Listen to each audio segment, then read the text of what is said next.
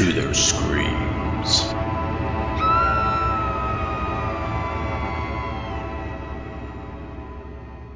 Greetings, ghouls and creeps, and welcome to Listen to Their Screams, a horror podcast. Thank you for joining us. Thank you for listening. I am one of your hosts, Dave. I'm joined as always by the other host, Ike. Ike, how are you? I'm doing pretty good. How are you? I'm all right. That was so to the point and deliberate. I didn't know what to.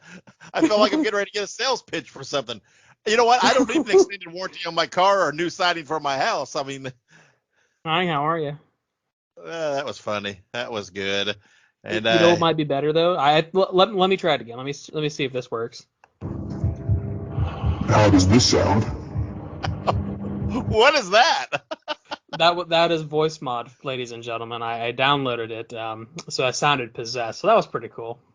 Yeah, I mean it sounded like you wanted to ask me if I want to play a game, but you want to play a game?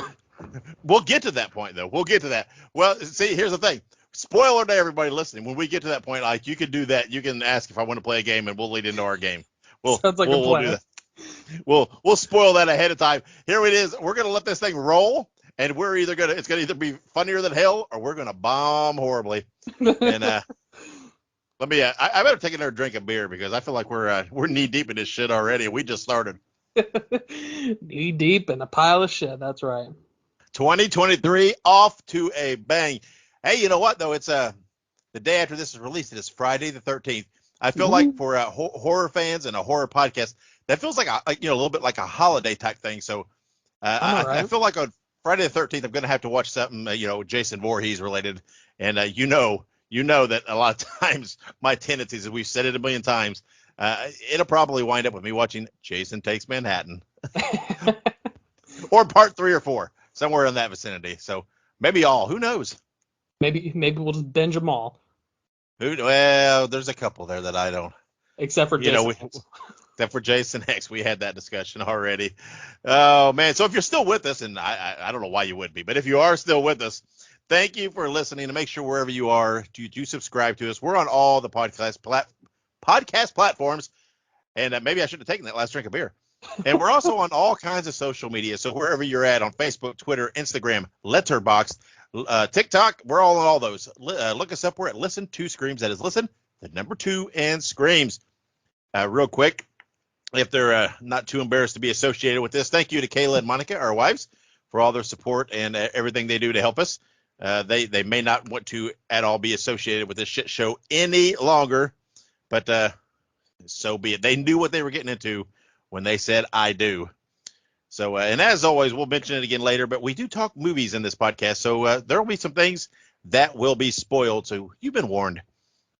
So, Ike, what have you been watching? Anything good been on the viewing schedule for you? Yeah. Actually, I watched a few different things, and I won't say yet, but obviously I went and watched a movie in theaters, and if you follow us on social media, you'd see what movie I saw in theaters, but we'll talk about it here in a little bit.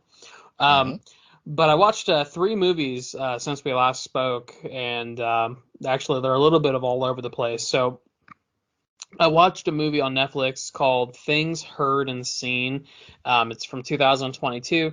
It's actually pretty cool. Honestly, it's not as scary in my opinion as it is suspenseful, but it's still kind of in that territory.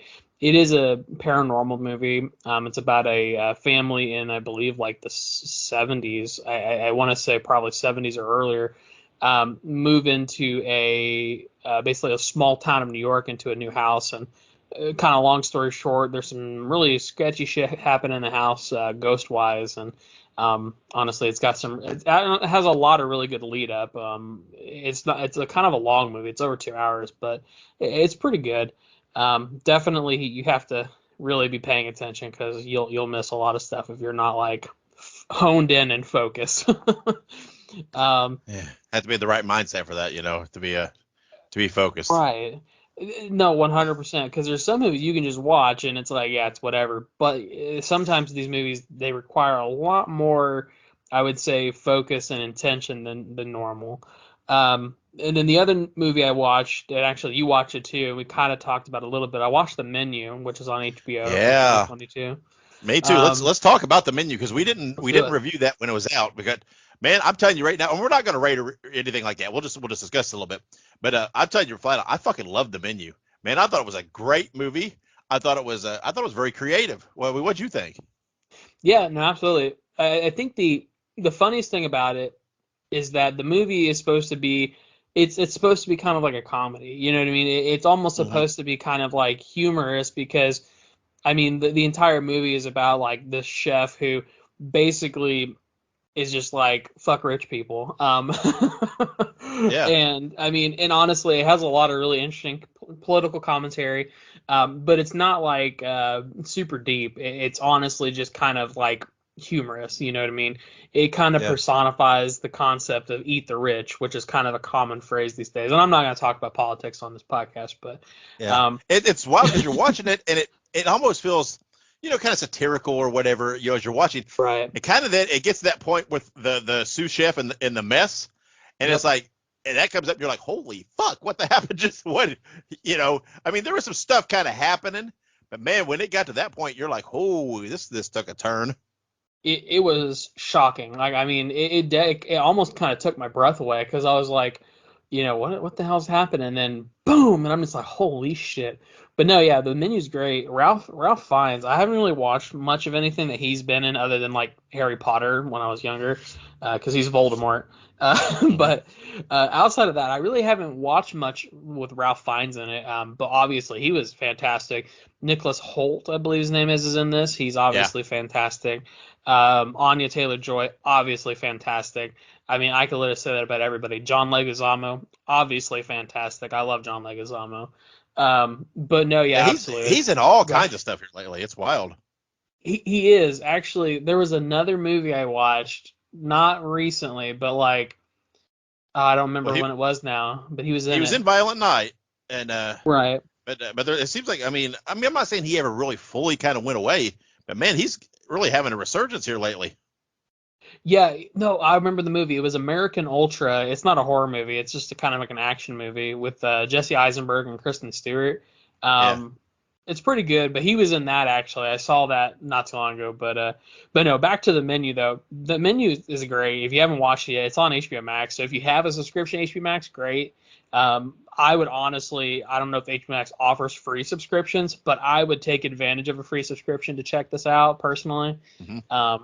But I don't know if they still do that. That might be like an early 2000s things when all these websites were still new and they're like, hey, if you sign up, you get a free month. Yeah, I abused that plenty back in the day. But what did you think Yeah. about the menu? What else do you want to add Man, to that? I love it because here's the thing. I'm 100% a foodie, right? And me and my wife, we watch some cooking shows and different things, and I like them. And it's and I like watching those things, to see these the dishes that are a little uncommon, right? And you got some of that in this, so it was kind of scratching that side of my brain. And then you add in some of the shit, and I thought it was very creative how she kind of overcame him, how she tapped Yeah. into the simplicity of maybe kind of, I got the feeling it was kind of his roots and how why he was getting into what he was doing being a chef. And it was very clever, very well acted. It was a gorgeous movie and very well shot. And and when I watched it, I thought back to our 2022 review, and I thought, now what if I had seen this at that time? Would this have changed anything? And I don't know. It would have definitely at least made an honorable mention for me. But I'm telling you, as I sit here, it probably at least would have knocked Barbarian out of my top 5. I would almost agree because, like you said, it was just one of those things. Because last year, the thing that I think that we were missing, as horror movies in general, was nuanced comedy horror. And I think that this movie is the perfect explanation of like a very nuanced, a very well thought out comedy horror. It's not stupid comedy. It's supposed to sort of be like that intellectual comedy. Obviously, it is not that. I don't want to say intellectual because like you have to be smart, but like it's smart about how it makes fun of people, if that makes sense. Because I'm not one of those snobby people that like, you have to have at least 120 IQ to understand this movie. But it was good though. I definitely would agree. I think it probably would have been hovering around that number 5 position or maybe in honorable mentions, depending on how I was feeling. Yeah, I definitely think, like I said, I love Barbarian. I feel comfortable with what we did. I am, I guess, a little disappointed maybe we didn't see it in 2022, but since we Right. started late in the year, we were kind of really Catching trying up. to, yeah, we were catching up. We were really hitting a lot going on. 2023, we're in the groove, and I think it's a much better start. So, yeah, I love the menu though. I really thought it was a great movie. I really enjoyed it a Yeah. lot. And again though, say what you will about our list, though it does drive home and reiterate the point we made of how good a year 2022 was for horror movies. I mean, you Oh just yeah. add another exclamation point to that sentence. But like I said, the menu's about all I watched. Uh, at least if it's in horror. Like I said, I said last episode, I'm kind of doing a Doctor Who rewatch, and to me there are some elements. There's some monsters and stuff in that. I've just crossed into the David Tennant years for anybody who's knowledgeable, and the 10th Oh Doctor, yeah. so I'm really getting to some of my favorite stuff. But so that's kind of what I've been doing. And I haven't watched much else. Again, outside of our movie that we're talking about, which I guess we should have mentioned. You made mention to it a little bit. We are reviewing M3GAN today, and we both went and saw that in theater. But we'll talk about that later in the show. But Ike, this is your cue. You know what it's time for now, right? It is time for top three, because I want to play a game. Top three. Yes, indeed. It's top three.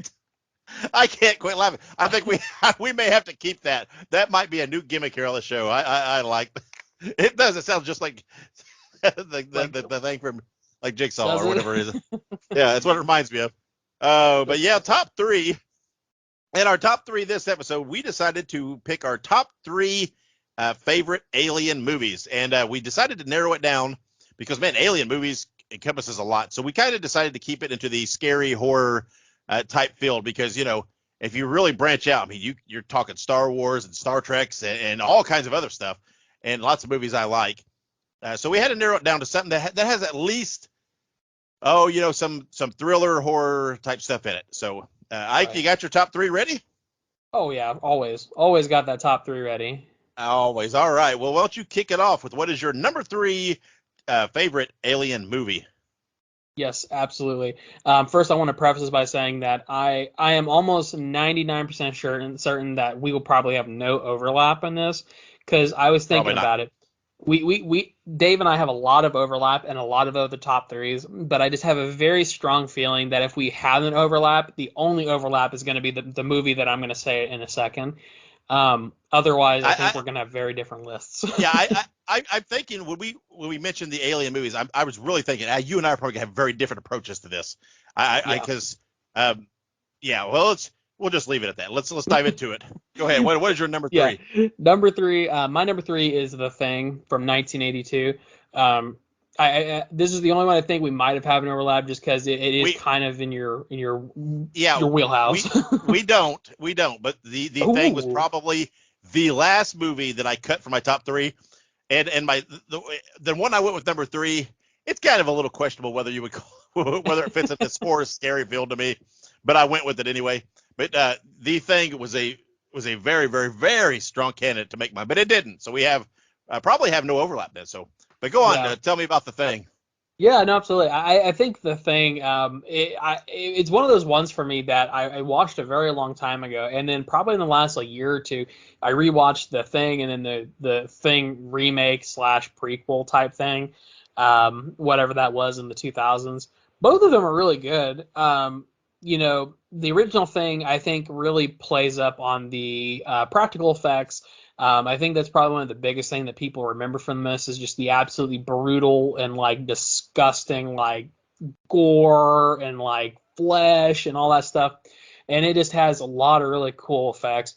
And honestly, when I think about like alien movies, The Thing is one of those ones that I think a lot of people don't think about when they think about alien movies. When you think about alien movies, you Mm-hmm. think of Ridley Scott's Alien. You think about your typical like alien movies. So it's not your typical green-headed alien movie. It really kind of provides a sort of a subtle alien. It almost feels like a monster movie at first, but then as the movie goes on, and you kind of start picking up some other details, and especially kind of with the newer stuff, you definitely like, yeah, this is an Alien. This is not what I was expecting, and yeah, love the thing.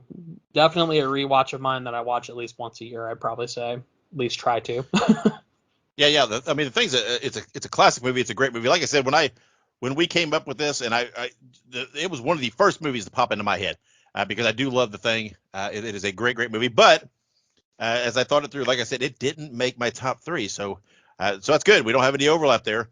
And my number three, again, I might have been playing I very think I know what loose. this is. You think so? I I don't think know. so. I don't know. I don't know if you do or not. I'm playing pretty loose to the horror genre. It's not real. I don't know if it's horror. It's more action. It is a little suspenseful. There is a little bit of kind of that in there, but we're gonna go for it anyway because I love this fucking movie. My number three from 1987 is Predator. I And knew it. did you see? I The love fucking Predator. Schwarzenegger. I love Schwarzenegger. I love Stallone. I love all those action guys.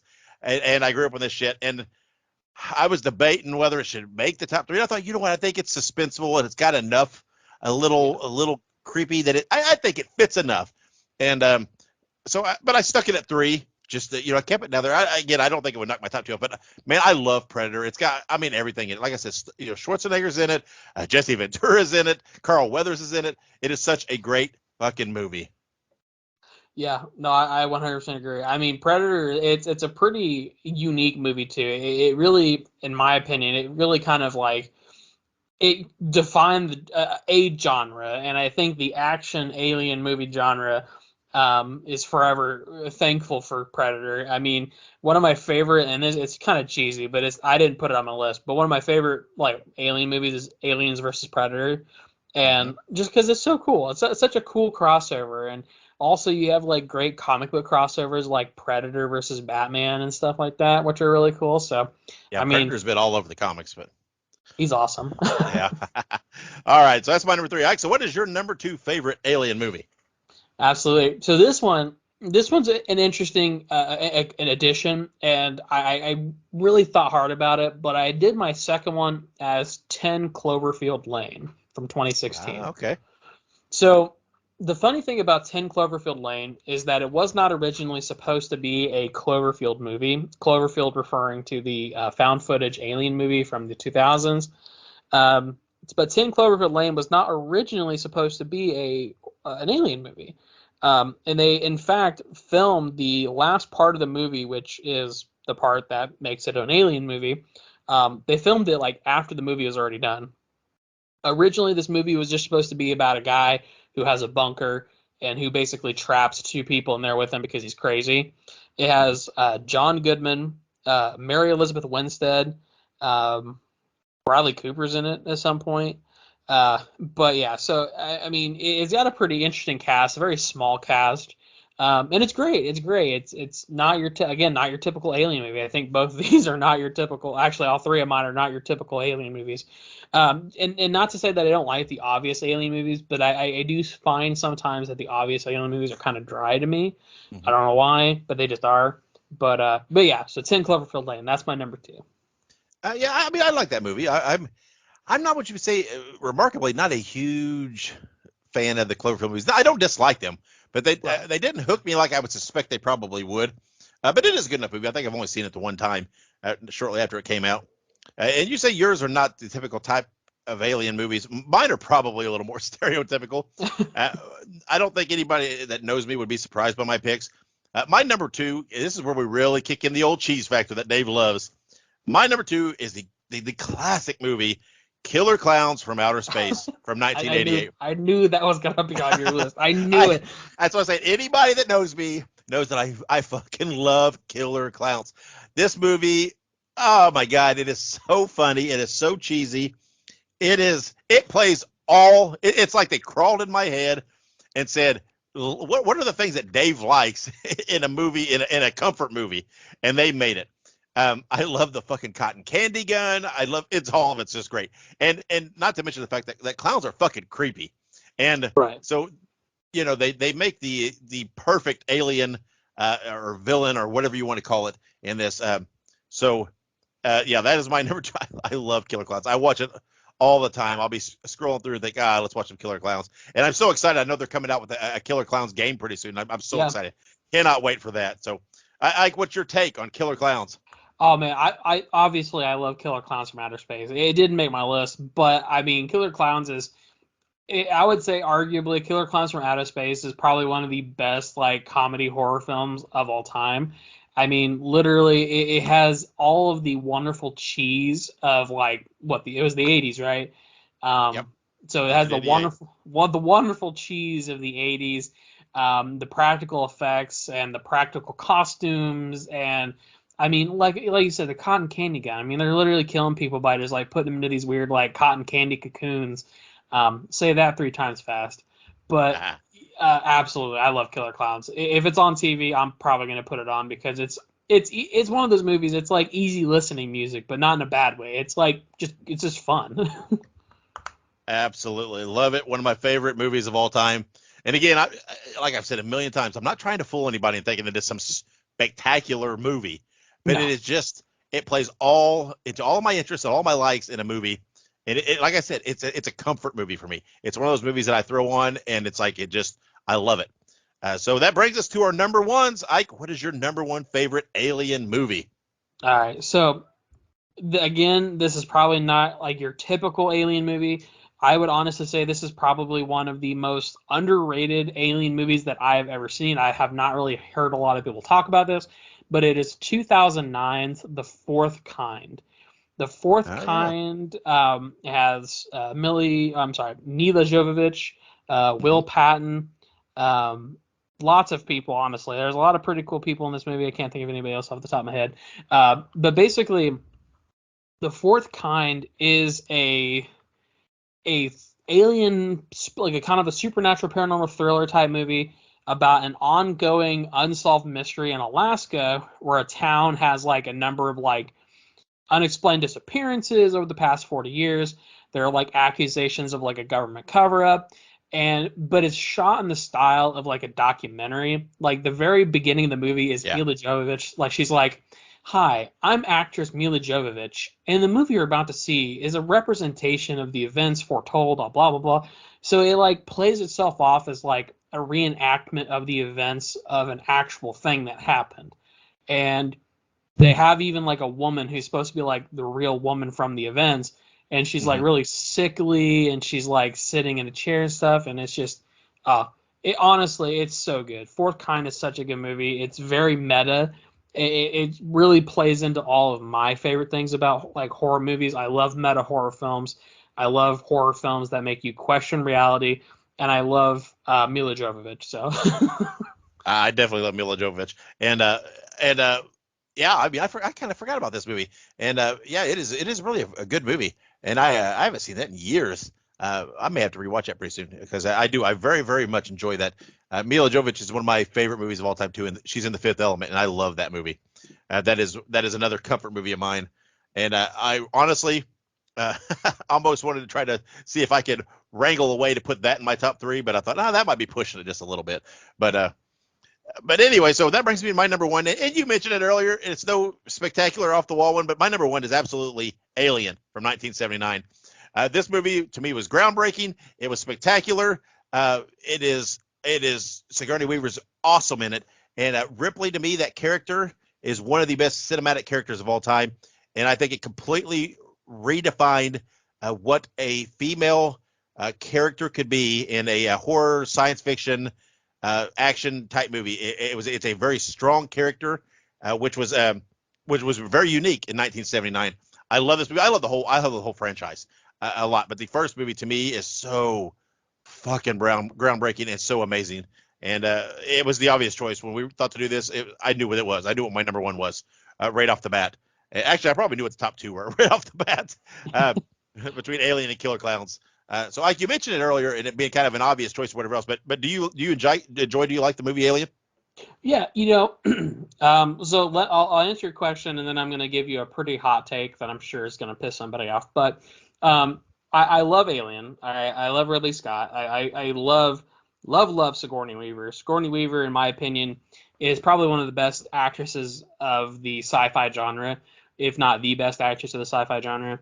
I mean, you have to think that she was like an Avatar, which I would say is like sci-fi. She's in this. I mean, she's in a lot of stuff. She's in Paul, which again, critically acclaimed movie. Love that movie. I'm kidding, but it is a good movie. But no, yeah, Alien is a great movie. I do think that there are.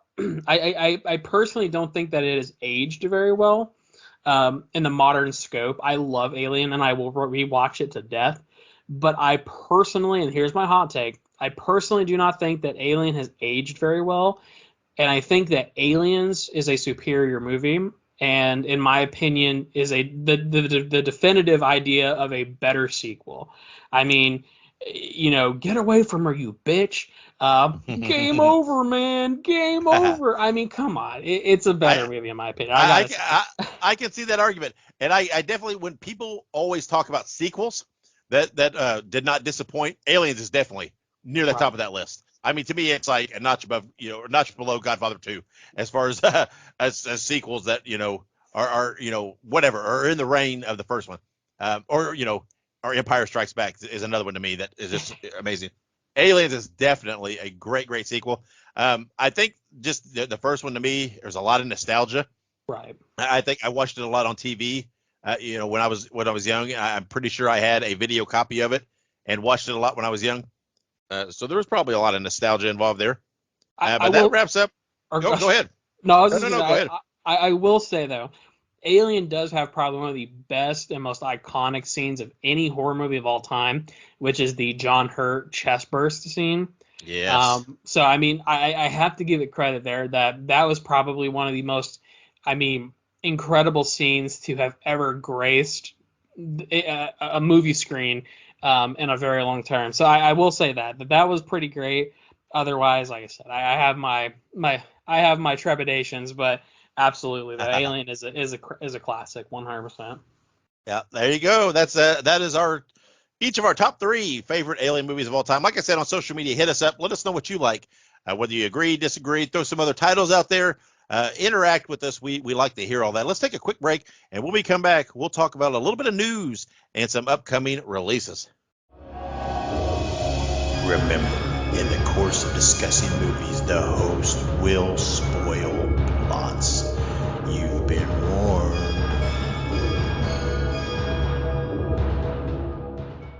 All right, we're back here on Listen to Their Screams. We're going to talk just a little bit about some news and upcoming releases. One bit of news, Ike, did you see the first trailer was released for Beau is Afraid, starring Joaquin Phoenix? It's a movie produced by A24, and it hits theaters April 21st of this year. Did you watch this trailer? Yeah, no, absolutely.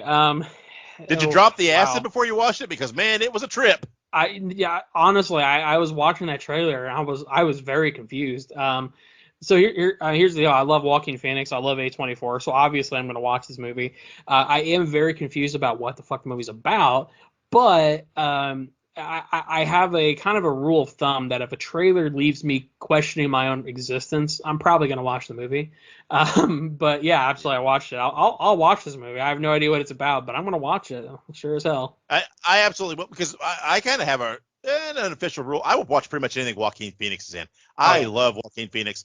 And again, I love A24 also. And this movie, I'm telling you, I think there's something bigger. It's probably got a lot of I think it's kind of a deep movie. But man, you watch that trailer and I'm like, whew, what is going on here?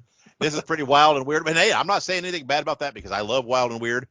But it is kind of exciting that the first trailer is out there. And again, that movie comes out in theaters April 21st. Just a few things, couple of upcoming birthdays. On January 12th, born January 12th, 1965, is Rob Zombie. I know Ike's talked about how much he loves Rob Zombie. I'm just joking.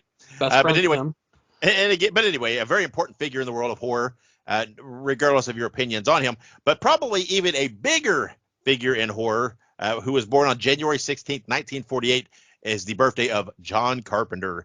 Of course, the man who gave us the Halloween franchise in the beginning of that. So that's a pretty cool. I kind of feel like that should be a Listen to Their Screams holiday, because as much as we are Halloween franchise fans, and I mean, you mentioned The Thing and all the other fucking movies he did. Good God. And that's not even mentioning, the scores he's done and the musical side of it. John Carpenter is truly an absolute talent. And again, he was born on January 16th, 1948. Some movie anniversaries. January 13th, 1939, The Son of Frankenstein was released. I love that movie. One of my favorite of the Universal horror movies. January 13th, 1989, same day, 50 years later, kind of a little bit of a different movie, Pumpkinhead was released. And then January 14th, 1981, Scanners was released. And then I got one new release that just came out, and I haven't seen this yet. I think we mentioned it last episode a little bit. On January 6th, I believe on Netflix, The Pale Blue Eye was released. It follows veteran detective who's named Augustus Lander, played by Christian Bale, who investigates a series of murders and is aided by Edgar Allan Poe. I've heard some talk about this. I've heard some people say it's pretty decent. I'm intrigued. I love Christian Bale. I know Gillian Anderson was in this. We talked about that. I'm intrigued by the Edgar Allan Poe aspect because I love Poe. I haven't got around to it, Ike, but I think I'm going to watch The Pale Blue Eye. Is this something that you see being on your viewing list in the near future? Yeah, for sure. Obviously, I love Christian Bale. He's like my he's like my number 2 or 3 favorite Batman. And you know, whoa! Now, we're stopping this whole conversation. I know we're a goddamn horror podcast, but if we're talking Batman in cinema, Michael Keaton's the only name that needs to be mentioned. I'm just saying. I'm just joking. I love Christian Bale. I love that trilogy of movies. But my God, in 1989, when Keaton's Batman came out, I was a 14-year-old comic book nerd, and you could not have been any happier than I was at that time because we had nothing. We didn't have. I mean, we had the Incredible Hulk on TV and Wonder Woman on TV and the Adam West Batman series and things like that. But we were finally getting a superhero movie on the big screen, and it was everywhere. It was merchandised to the brim. So, and I don't give a shit. That is probably one of my top 3 favorite movies of all time. And you know what? No disrespect to anybody else. Michael Keaton is the perfect film Batman. But go ahead, continue talking about The Pale Blue Eye. No more Batman conversation. I know I just set you off, like put you into like a Vietnam flashback. But no, yeah, absolutely. I'll watch The Pale Blue Eye. I love Edgar Allan Poe. I love that concept. And honestly, I would love to see them do. I feel like they could make like a whole series out of this, where like Edgar Allan Poe just helps like solve murders. Like I feel like that'd be kind of cool. But yeah, no, I'll definitely watch it for sure. Yeah, me as well. I'm actually looking forward to it. It's one of those movies. I don't think it was something really that fit our forte to review per se, but it's something that I'm sure I will enjoy watching. And one upcoming release coming out on January 17th is the movie Snow Falls. It talks about a group of 5 friends who become stranded in a remote cabin without electricity or food during a snowstorm and become privy to the fear that the snow itself may be contaminated or evil.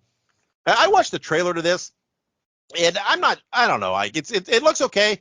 Looks, kind of fun, but to me, it's kind of that typical type horror movie that's kind of, I don't know, it's been a little overdone. The group of friends out in out somewhere and they're trapped by an evil. I'm not saying it won't be good. I'm not saying I won't give it a try and watch it. I just don't know. I don't know. I don't know how well I will enjoy it. It just doesn't seem like it's in my vein per se. Yeah, I'll probably watch it just because I'll watch anything. I probably won't buy a ticket to see it like in a movie theater, but I'll wait for it to come on streaming.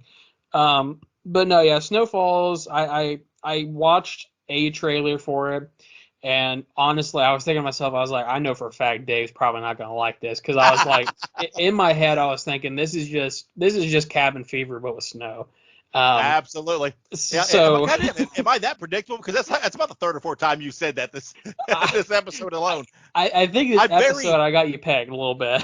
I'm very passionate about what I'm into and what I like. So true. I think and it's not a bad thing because you do have I would say you have a very rigorous set of things that you like and you dislike. For instance, if I say anything about any other Batman other than Michael Keaton, it sets you off into a tirade. This is not open for negotiation here. Please, we're only 20-something minutes into this. I believe the people want to hear our M3GAN review, so don't do this. Don't make me storm off. But no, I won't make you storm off. But no, yeah, I'll watch Snow Falls. I don't anticipate it's going to be an Emmy award-winning movie, or I don't know if movies win Emmys. Is that right? Did I say the right thing? I don't think so. I think Emmys are for television, but I mean, I don't know. I'm pretty sure. I don't know. Yeah, Golden Globes. There's Golden Globes. There's Oscars, and there's whatever else. Yeah, that's right. Yeah. I'm pretty sure the Emmys are more television centric. I don't know, but the Golden Globes are for TV and film, but I think the Oscars are just film. I don't know. I don't really watch any of it. I didn't really hit on it in the news. I know the Golden Globes were last night or the night before. Oh, really? Yeah, there wasn't. A whole lot. I kind of eyed through. I do know. Wow, I'm shooting a blank on his name. What's the guy that played Dahmer in the new? Oh, Evan Peters. Evan Peters. Yeah, God, I cannot think of his name. Yeah, I know he won a Golden Globe. So that's kind of fits in that horror kind of related. I know Jenny Ortega didn't win, so that kind of disappointed me. I was really pulling for Wednesday to win some stuff. So, but anyway, I'm not getting into that. This is not an awards talk show because I don't really watch those kind of things. Another movie that's coming out. It's coming out January 17th, digitally. It's on Vudu and those platforms. I'm not sure what other platforms it's on, but I know it's going to be available for purchase on Vudu, etc. It's a Blumhouse movie. It's called There's Something Wrong with the Children. A family takes a weekend trip with longtime friends and their 2 young children, but they suspect something supernatural when the kids behave strangely after disappearing into the woods overnight. We are definitely going to watch this movie because this is what we were reviewing next episode. I'm pretty excited about this because we discussed it early. Clowns are creepy, but fucking kids are creepy too. And this sounds like something I'm going to enjoy, and I'm hoping that it won't let me down. I like Blumhouse movies. We're discussing one today with Megan. Yeah. So I think I'm going to like this. I'm pretty happy to get to watch this. And again, if you have kind of a suspense, a horror type movie around creepy children, man, if it's done right, ooh, that triggers me a little bit. No, absolutely. I will 100% be. I'm excited for this movie because, actually, weirdly enough, my wife sent me the trailer for this, because she's like, oh man, we need to go see this because my wife has a very particular taste in horror movies, and typically it's supernatural stuff. My wife Mhm. is a mark for anything supernatural. She loves the Insidious and Conjuring movies. Not to say that I don't, I love them as well. But those are that's her wheelhouse. Supernatural movies are her wheelhouse. So she's like, oh hell yeah, this is gonna be great. I'm so excited. So obviously as soon as it comes out, we're gonna watch it. Absolutely.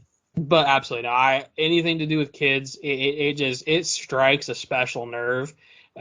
Which I mean, it kind of goes back to even like Skinamarink. Anytime you have a kid in a situation that's like unknowing or unpredictable or anything like that, even if it's like possession, like, oh man, no way. Yeah, I mean, it does because it pulls us so many emotions. Because not only is there the creep factor, but man, you feel for these kids too, right? Because kids are kind of Right. innocent, and kids don't know. So, it pulls on many emotions, and I can't wait to see this. And again, it comes out January 17th, digitally online, and on streaming platforms, and we will be reviewing that next episode. But this episode, we're going to take a quick break, and we're coming back, and we're reviewing the new theatrical release, M3GAN. So stick around. Listen to Their Screams is now a Fangoria collaborator. Get 20% off your order at shop.fangoria.com by using the promo code LISTEN2SCREAMS at checkout. That is listen, the number 2, and screams. Or you can click the link in the show notes. All right, we're back here on Listen to the Screams. Ike, let's talk M3GAN. We both went and saw this in the theater. Again, this is a Blumhouse movie. It hit theaters on January 6th. And the synopsis of it says, when Gemma suddenly becomes the caretaker of her orphaned 8-year-old niece, Katie, Gemma's unsure and unprepared to be a parent. Under intense pressure at work, Gemma decides to pair her M3GAN prototype with Katie in an attempt to resolve both problems, a decision that will have unimaginable consequences. Before we dive into our opinions and our review, the movie did, on the opening weekend, did around $30.2 million, which was good for number 2 behind the juggernaut that is the new Avatar movie. And this is the first movie since 2012, according to what I read, that opened with a $30 million opening weekend in the first week of January. January, this early in the month, is typically kind of a throwaway time for a lot of these, right? They put movies that they don't have high hopes for. It's not a prime time for a movie coming out of the holidays and everything else. But M3GAN has performed in this role, and I think it gave it the opportunity to kind of be a surprise, maybe not a surprise, but to be a sleeper hit, so to speak, a little bit. It's doing so well that there are reports that there's already an unrated version of this movie that is on the way. They're saying that there was a lot more gore, a lot more things involved. The company made them cut some of this out, but because of the success, now there's an unrated version on the way. And the word is that they have already greenlit a sequel for the movie, which we will discuss. Again, spoilers on all this, but when we discuss that, to me, there's a very obviously they perfectly, or whatever you want to say, set up a sequel to this. Before we dive into the movie, but before we dive into the movie, I said this before, and I hope that this movie tells us why there's a 3 in M3GAN, right? Because you see that, stylized everywhere, and it did. So for anybody that is curious, wait. Before you yeah. say it, I got something for you. You ready? Oh, yeah, go ahead. You ready for this? Are I'm you ready. for Go this? ahead. Okay. M3GAN. M3GAN stands for Model 3 Generative Android. Was that your M3GAN voice? I tried to do a filter. I'm not sure if it worked. Did it come across cool? No, it did not come across No, cool at damn all. it. Try this one. Okay. M3GAN didn't come across. Oh, there you go. Sorry, go ahead. M3GAN stands for Model 3 Generative Android. Yeah, see, I don't think it's working. It just sounds like your normal voice. What? So I think you got chipped. I really am, dude. I'm sitting over here trying to talk like this. Oh man. Well, that's embarrassing. But yes, I think it was pretty early in the film they explained what it stood for and why the 3 was in there. So I was very happy that, and I felt confident they would explain it. But again, like you said twice, and your unfiltered voice, it stands for Model 3 Generative Android. So let's dive into this. What'd you think about M3GAN? I thought it was pretty cool actually. I really enjoyed M3GAN. If I had to say anything about M3GAN, is this. All right. So I was talking to my wife when we watched this movie, okay? And because anytime we watch a movie, obviously me and my wife on the drive home, we're talking about the movie. We're trying to break it down. We're trying to give it a rating, whatever the case is. So the thing that I liked most about M3GAN is it didn't take itself too seriously, and it didn't try and be too humorous. You know what I mean? Right. It didn't go as far as because when you think about creepy doll movies, right? The two that pop into my head are Child's Play and Annabelle. So Absolutely. Annabelle really drives on the seriousness, right? It's a possessed doll. It's a literal fucking demon. You know what I mean?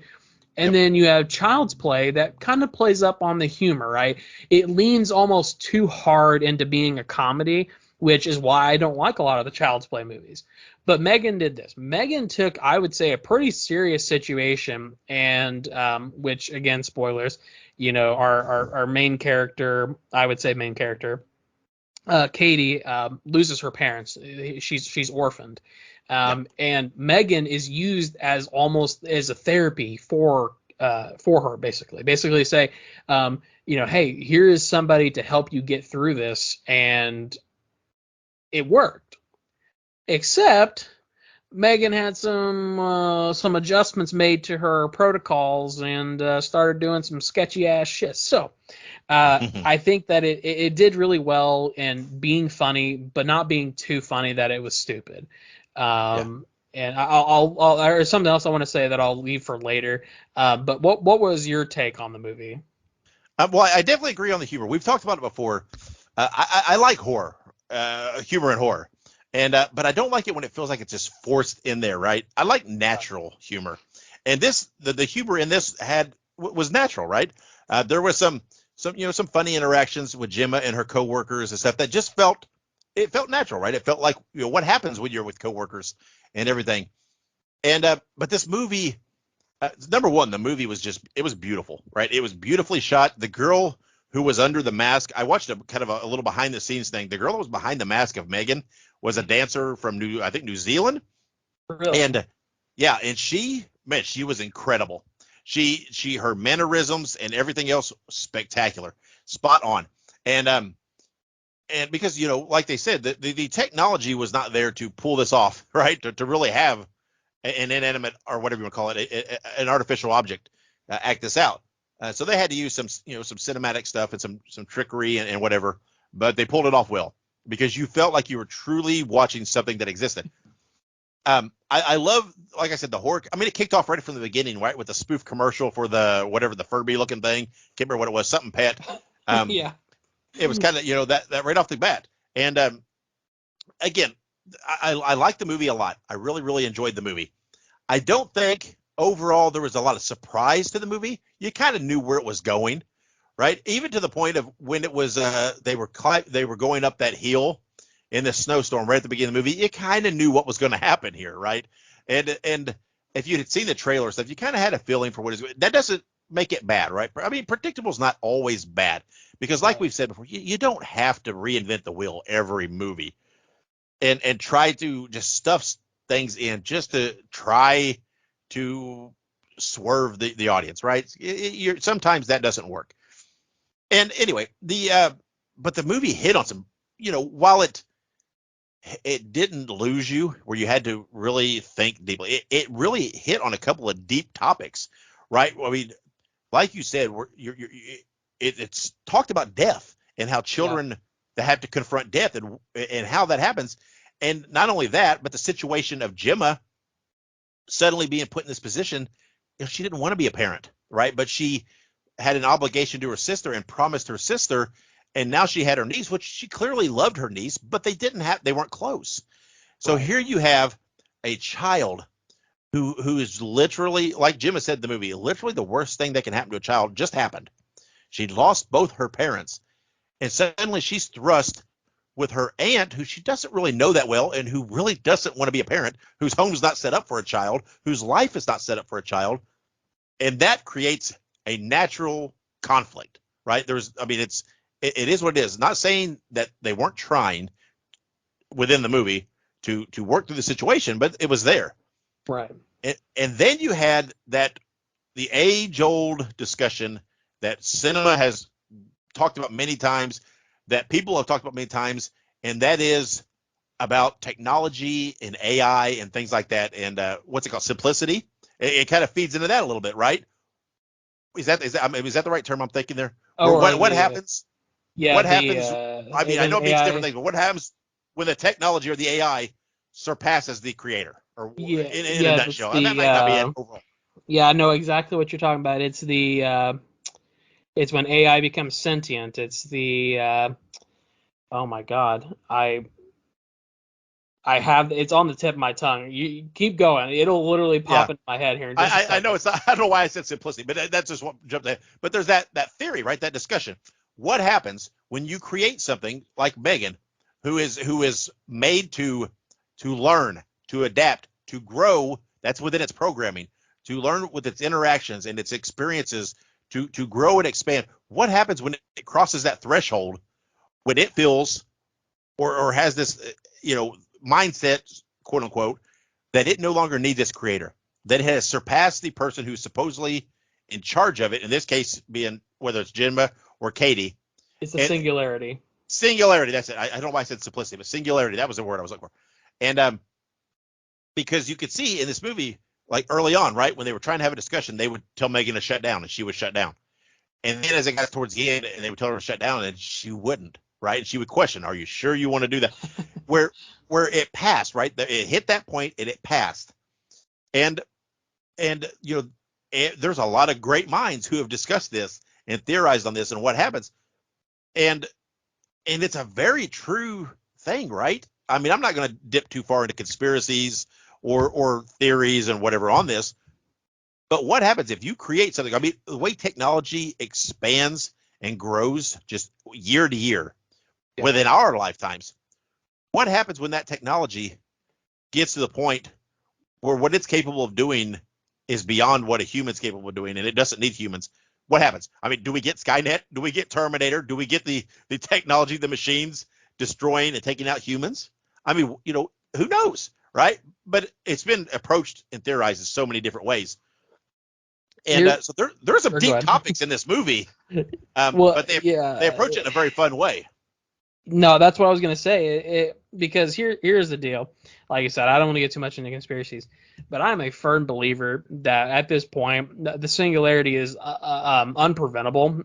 The rate at which our technologies is evolving, it is unstoppable.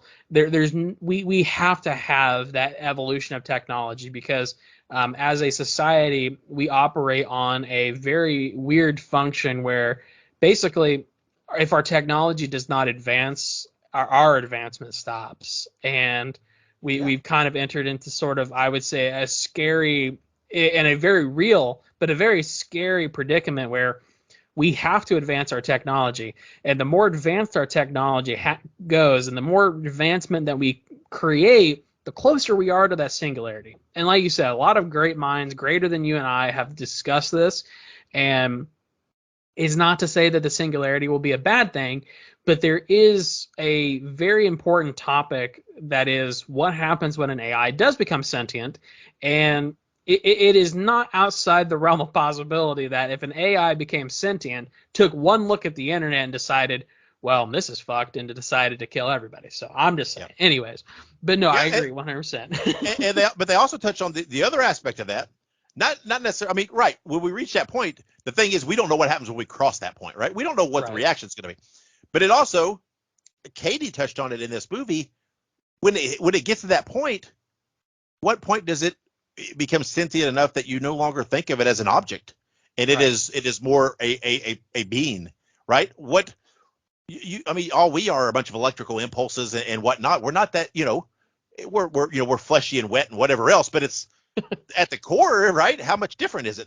So what happens, because Jim has said something about, M3GAN being whatever, a prototype or a project or whatever else, and Cody gets angry, or Katie, I keep saying Cody. Katie says, something that, she's not, right? That's my friend. That's my, it's almost like a sister or whatever it might be. Right. So what point when they cross that, does it become sentient enough that it's a being, almost a person?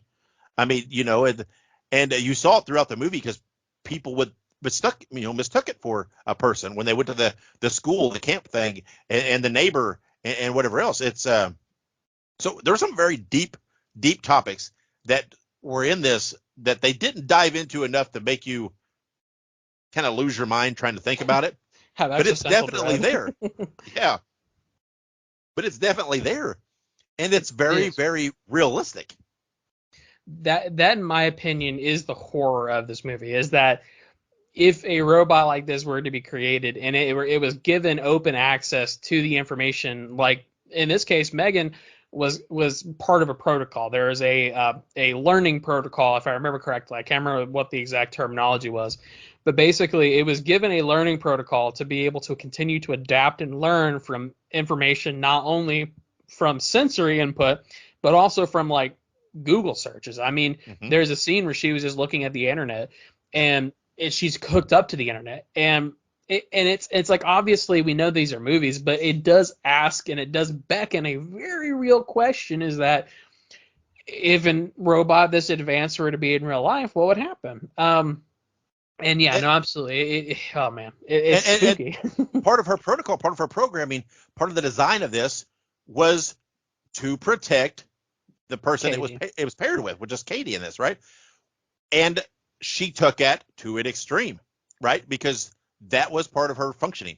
And so when Katie would cry, when Katie was upset, when Katie was hurt, she eliminated the threat. And so in a sense, during part of the movie, M3GAN doesn't, I don't think, comprehend that what she's doing is bad per se. Right. She's doing what she was made to do. Now, there did become a point, I think, where she crossed over and she was like, but because she didn't have the emotional part of it, though, she was like, it doesn't matter. The ends justify the means. I'm doing what I need to do. You will not take me away from Katie. You will not end me. I will end you if you stand in my way. But I thought the movie was really, really well done. I think it walked a very good line between not trying to be so elevated and so thought-provoking that it lost the horror or the actiony side of it. I mean, there were some fairly decent kill scenes in this, right? M3GAN, did some good things. The movie was very well cast and very well acted.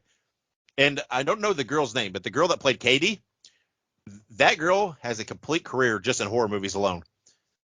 Because I look at her and I can see her being the creepy villain in a movie when she was losing her shit on some of those things and slapping Gemma and some of her attitude. Man, she had the looks. And I thought, man, she's got a career just in horror alone. But, if she didn't do anything else. Right. Honestly, she really reminded me, have you ever watched The Ring?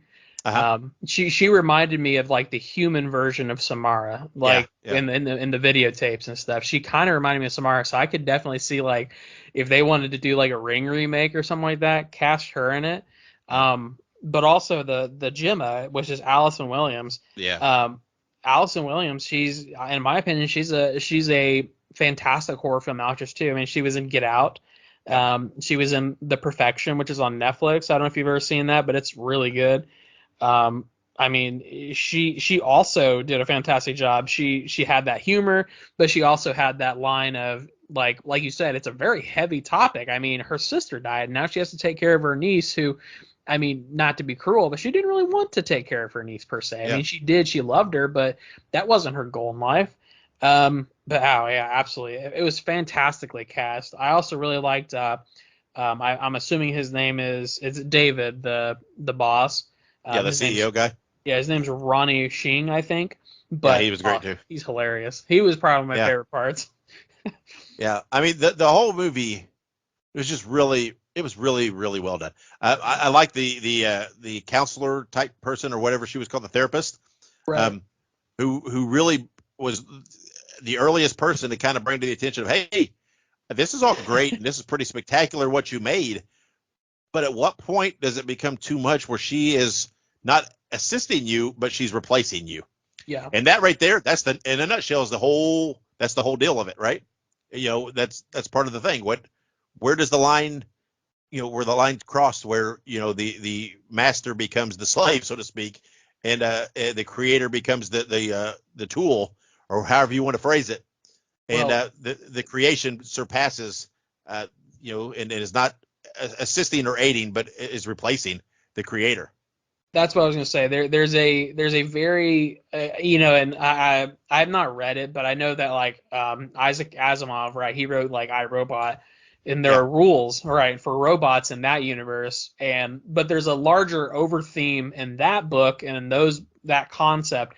But I think it kind of applies here too, is that there does come a point where like humans out they basically outstay their welcome. They outlive their usefulness to yeah, robots, and it's very clear in this case, because at the end of this movie, Megan acknowledged that like without Gemma, the adult, that her and Katie being together, it's very dicey. She's like, my existence is threatened by you not being here, but she literally was like, but I'm fine with that. You know what I mean? yeah, yeah, Like, so it's like it's also that concept of like, robots don't have nuance. They don't know what it means. Like they take things, like in this case the robot took it at a very vague like protect her, you know what I mean, but it's like you said, I mean, it's like a really really weird like fine line of when do humans outlive their usefulness to robots. And then this movie kind of gave you a very interesting look at that when you know basically Megan wasn't getting her way.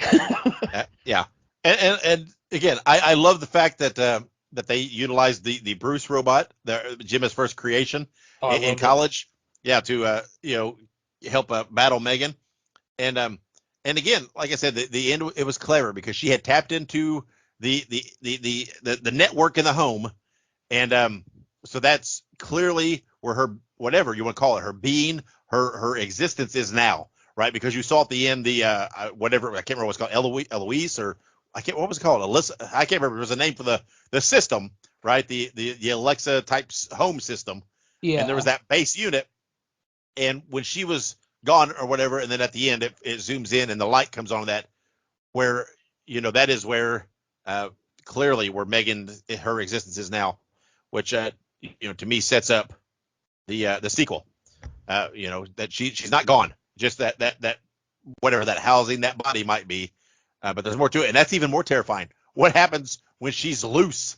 And I think there's been X-Files, and there's been episodes of the Supernatural show, and other things. What happens when something like this gets loose within the network and it's out there? How do you stop that? And what can it do? I mean, it can control virtually anything because virtually the entire world is online yeah. and is networked and connected. So I think they have a lot of creativity opportunity in the next movie to see what they do with it. I don't. Who knows? I don't know. Will they put her right back into a body and object? I don't know. I don't. To me, I think they can go they can be much more creative than that, I think, in the sequel. So we'll see what they do. I was getting kind of Ultron vibes because I just absolutely. remember in Age of Ultron, the Marvel movie. I mean, Ultron was an AI who was hyper intelligent. He took one look at the internet and he was like, "All right, you guys don't deserve to live anymore," which is fair. I don't blame him. I don't blame him. Yeah. I mean, But again, yeah, this is a topic that's been explored, many times right, in movies and touched on and stuff, and in writings and books and in lectures and whatever else. So it's a fascinating topic, and it, it it, is it works works very perfectly in a horror movie concept, and especially when you tie in, add the aspect of the creepy doll, the creepy toy, on top of that adds that whole other level. It was a great movie. I really enjoyed it. very thought So provoking. yeah, absolutely. So let's rate this thing. Ike, out of 5 screams, what are you giving M3GAN? I thought about this. I talked to my wife, and I think I'm going to. I think I'm going to give it a 4 out of 5 screams. 4 out of 5. Me too. I'm going 4 with it too because, again, I rationalize it. I don't think it's clearly to me not a 5 movie. It's not a Right. perfect movie, but it is an enjoyable movie that has enough thought-provoking stuff in it, enough humor in it, enough that relatable to me, that really makes it a notch above some of those 3 and 3.5 movies we saw and have watched. So I agree. So for us here on the show, we're giving M3GAN a 4 screams out of 5. Highly recommend that you guys go out to the theater if you haven't already and see this movie. And next week, like we said, we're going to be reviewing There's Something Wrong with the Children, which is coming out on digital platforms very, very soon. So make sure you subscribe to us, follow us on social media so you don't miss any episode of Listen to Their Screams. So, Ike, it's almost Friday the 13th. We watched M3GAN. We talked about how good 2022 was. We are not even 2 weeks into the year. And, man, what a start with M3GAN. This is a great movie. And, again, we talked about how promising 2023 is. And to me, M3GAN's living up to that promise. Oh, 100%. Literally first movie of the new year. And I mean, not the first movie, but one of the first horror movies in the new year. And honestly, the trailers before this movie had me so excited. I'm so excited for Evil Dead Rise. I'm so excited for so many movies that are coming out. The freaking Knock at the Cabin. Oh my God. Like Scream 6. Scream. Oh my God. Like Yeah, I mean, M3GAN was so good, but it's not even one of the top movies that I'm anticipating for the year. So right. that's a fantastic. Oh, so good. So good. It's gonna Chef's be a kiss. fun year. It's gonna be a fun, yeah. It's gonna be a fun year. So everybody, hop on, subscribe, follow us, and take the ride with us because we're gonna review all these movies. We're gonna tell you about any news that comes up, and we're going to enjoy this year with you. So until next week, in our next review, in our next show, wherever you go and whatever you do, be good, be safe, and have many pleasant nightmares.